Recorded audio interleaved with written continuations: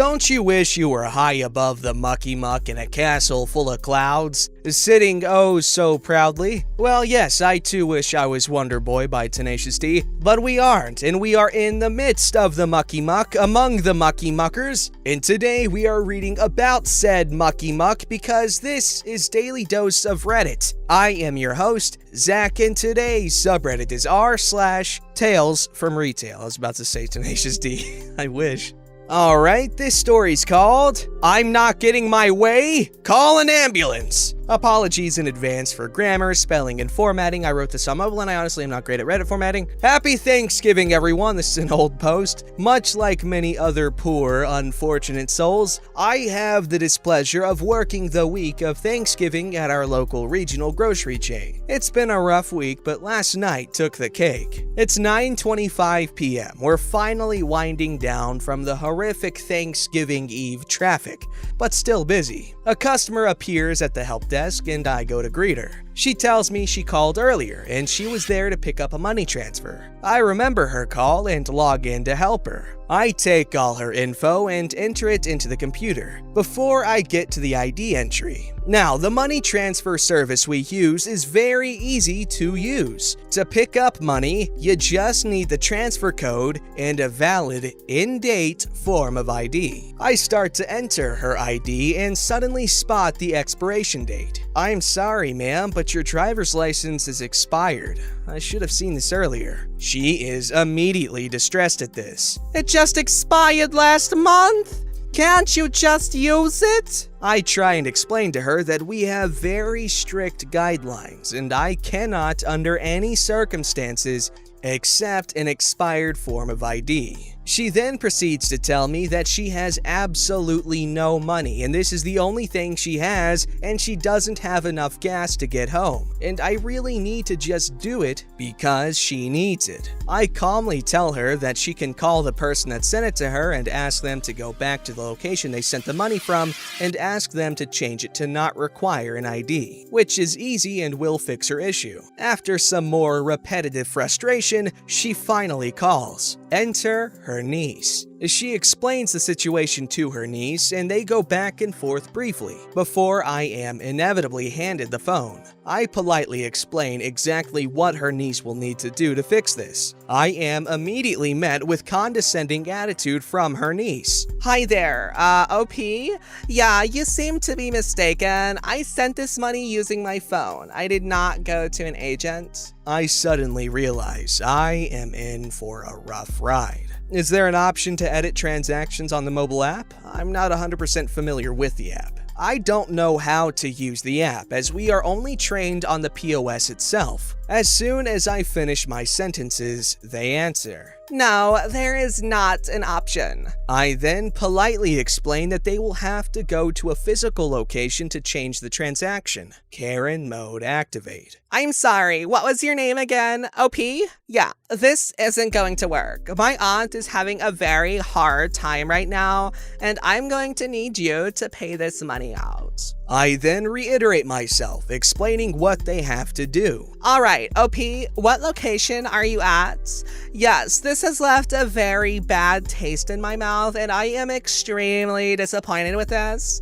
I can assure you I am going to get this dealt with because I know how to get this done. Hand the phone back to my aunt. By now, I am 100% done with this situation. The woman talks to her niece on the phone briefly, then hangs up. I let her know that as soon as she gets an update to let me know, and I go to try and get the mountain of stuff I have left to do done before the store closes in 20 minutes. As I was getting some stuff done, I called my manager to the front just to bring him up to speed with the current situation in the event it escalates, which I felt it would. Unfortunately, he takes it a step further and just goes straight to the woman and asks her about the situation. She explains it to him and he repeats the same thing I told her and her niece about a dozen times now. She tells us both that she is desperate for the money and that she'll just have to sleep in the parking lot then. My manager and I both apologize and go back to closing duties. Shortly after, I walk by her and realize she's on the phone again. I decide to sit by the help desk as I'm sure she'd want to speak to me soon. She goes back and forth with her niece again before handing the phone back to me once again. Hi there. Yeah, all of the locations near me that service money transfers have closed at 9. I really need you to go ahead and pay this out for her. My grandmother recently died and it really has taken a toll on her and she needs this money. I'd like to make it very clear to you who I am and I can provide you all of my details. Sometimes I understand people just go a little too far. I really need you to use your best judgment on this one. At this point, I was pretty done being vaguely threatened and bullied over the phone. But before I could politely tell the woman on the phone to deal with it, my manager walks up to assess the situation. I immediately ask her if she'd like to talk to my store manager. Oh, I'd love to. Author's note. My store manager is a 60-plus-year-old, tall, thin, Wisconsin man that has worked enough retail years to have absolutely no patience for BS like this. He's not rude, but he won't take crap from anyone. Ma'am, I'm sorry, but we cannot help you. This is against policy, etc., etc. While he's talking to her, the woman who originally came in was standing to the side of the desk. Suddenly, she started to grasp her chest and moan. She didn't say anything to either of us or try to get our attention, but I noticed her out of the corner of my eye. The more my manager told her niece we could not do it, the louder she got. Oh, my pacemaker. I don't even have my nitro pills. Oh, Lord. Etc. Finally, she apparently had enough. I need someone to call me an ambulance. I tell my manager, who was still arguing on the phone. He immediately hands the phone to me and calls an EMS. I pick up the phone. Ma'am, we're calling your aunt an ambulance. I'm hanging up the phone. Before I could hang up, she responds. What? Let me speak to my aunt. I hand the phone to the woman. Oh, Lord, it's my pacemaker and I don't even have my nitro pills. Oh, no, etc. She hangs up the phone and just kinda stands there, before eventually starting to lean to one side. I then walked over to stabilize her as my manager is on the phone with the EMS. The moment I get to her, she starts to limp to one side or another alternatively. I gently held her by the shoulders to keep her upright and ask my manager to get her something to sit on. He brings something over and I set her on it. As we waited, she continued to slump in the chair, but I made sure she stayed alert and conscious. As soon as the ambulance pulled into the parking lot, she suddenly became more alert. Oh there, I can feel my pacemaker. That's better. The EMTs brought in a stretcher, loaded her up, and took her out. They sat in the parking lot for about 20 minutes before driving off with no lights, so I can assume she was okay.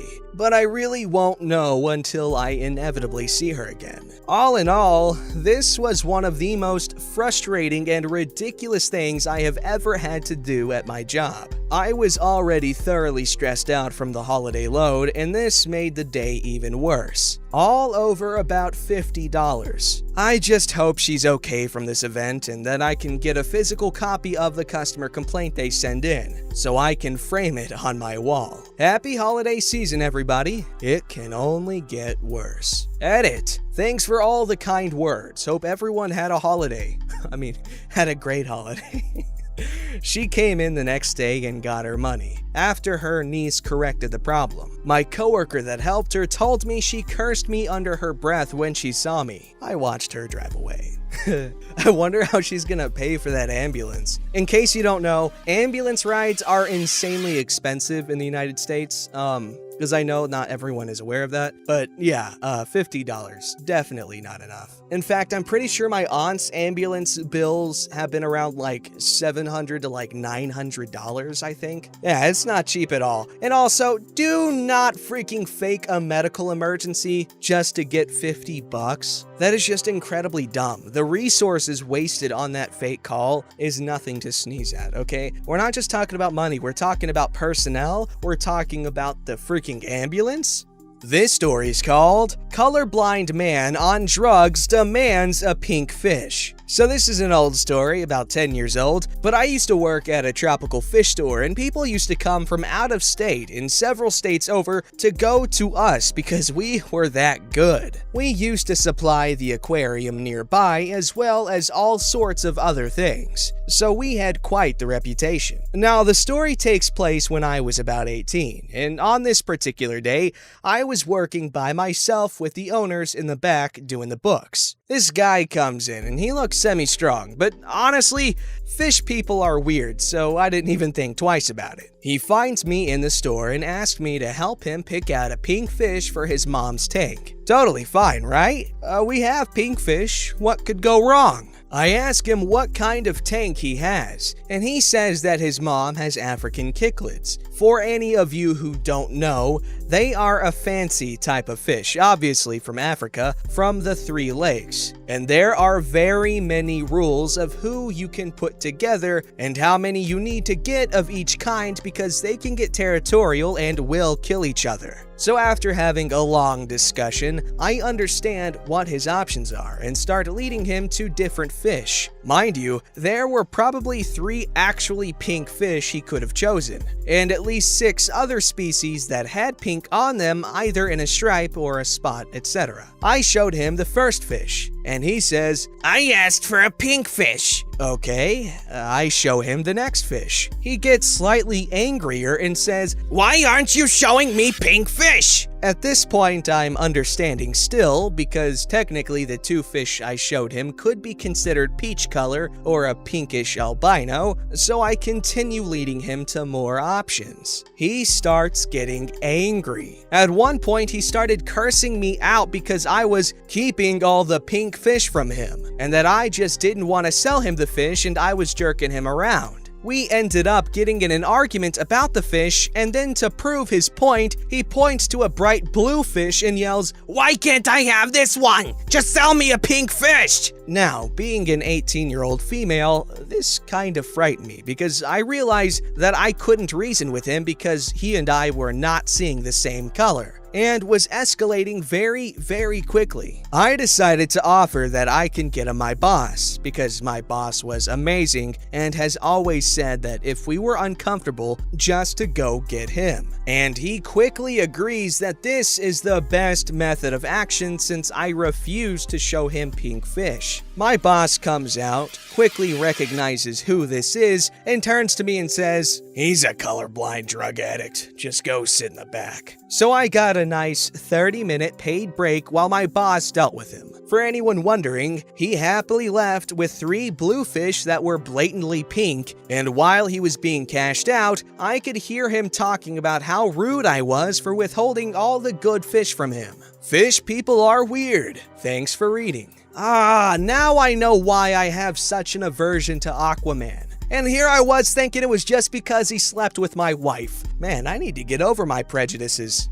This story's called The Biggest, Most Questionable Return I Ever Saw at the Department Store. It was about 17 or 18 years ago in a large department store anchor in a mall. I was working the blue jeans counter on the first floor of the store. It was the closest checkout to one of the big side entrances. A preteen kid of about 11 or 12 comes up to my register with 2 giant shopping bags in tow. The biggest bags our store makes. And they are bulging, and he's straining to carry the bags that are practically dragging behind him. The kid says he wants to return some stuff. Well, that's what we're here for. Well, we'd rather sell stuff, but we're also here to process returns. I'll do my job. This kid then starts throwing all the various items onto the counter, and they all have their tags with the little proof of purchase barcode we put on them at the time of purchase, so we could take them for return without a receipt. so they should all be valid returns. He piles up a lot of stuff on the counter for returns from around the store. He was throwing down jeans, pants, socks, ties, shirts, sneakers, high heels, lingerie, pantyhose, dresses and skirts,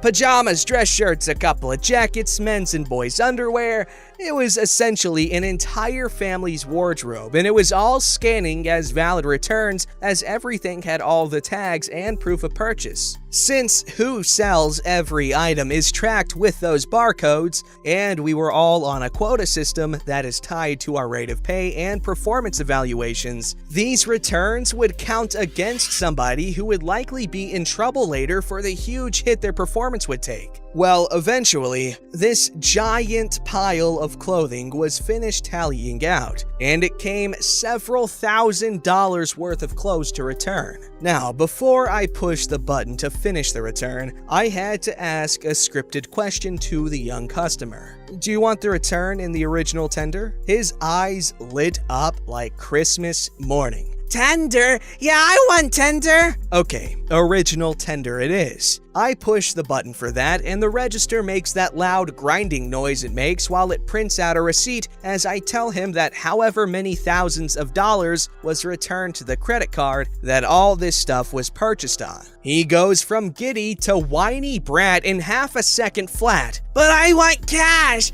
Give me cash! I want cash now! He actually started stomping on the floor as he says it, starting on a temper tantrum more fit for a toddler. He keeps repeating that he wants those thousands in cold, hard cash right now for the returns. Well, besides the fact that I have just a few hundred in the register at most, so I'd have to send him upstairs to the office for that much cash, even if he was going to get a cash return, the bigger problems were that you can't do a cash return for an item purchased on a credit card. And the biggest problem was that the return had just been completed and the items were store property again. I explain these points to the young man, who gets a scared look on his face and very nervously asks for all the clothes back. I remind him that he has returned the clothes, but if he wants, I will sell it all back to him for the several $1,000 sum. He gets a look of shock and horror on his face and makes a run for the exit, dashing out the side entrance of the store and into the parking lot. I glanced out the glass doors and saw the kid flat out sprinting across the parking lot and off into the distance. I always wondered, even almost 2 decades later, what was going on with that. Probably stolen or something, but I still scratch my head at the whole thing. Yeah, something was definitely stolen there. Oh, that poor kid. That poor kid, such a dumb criminal. Don't forget to like, subscribe, and hit that bell to never miss an episode.